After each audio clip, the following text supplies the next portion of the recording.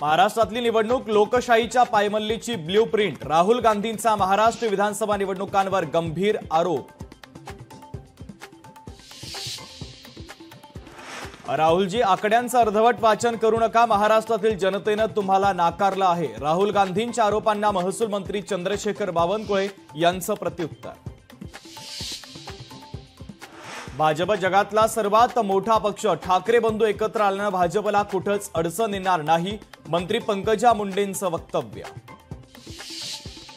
मनसेला मुंबईत धक्का, माजी नगरसेवक संजय तुर्डे शिवसेनेमध्ये जाणार। कलिना परिसरातील काही पदाधिकाऱ्यांसह सोमवारी होणार पक्षप्रवेश। मुंबई ते नागपूर समृद्धी महामार्गावर 3000 वाहनांचा प्रवास, गुरुवारी उद्घाटन झाल्यानंतर शुक्रवारी मोठ्या प्रमाणात वाहतूक। कल्याणच्या दुर्गाडी किल्ल्याकडे जाण्यासाठी दोन्ही शिवसैनिक आक्रमक, बकरी ईदच्या दिवशी काही काळ हिंदू देवीचं मंदिर बंद, त्यामुळे संतप्त, मोठा पोलीस बंदोबस्त। मुलगी झाली म्हणून विवाहितेला 15 दिवस उपाशीपोटी डांबून ठेवलं, पुण्यातील धक्कादायक प्रकार, तर सासरच्या 4 जणांच्या विरोधात गुन्हा दाखल। हवामान विभागाकडून मुंबईला पुढील 3 तास पावसाचा रेड अलर्ट, तर ठाणे पालघरसह दादर, परळ, वरळी आणि मुंबईच्या दक्षिण भागात पावसाचा अंदाज।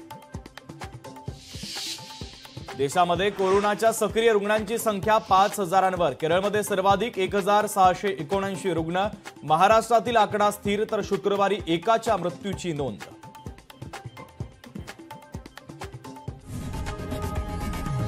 लोकशाही मराठी ऐका, पहा, जागरूक रहा।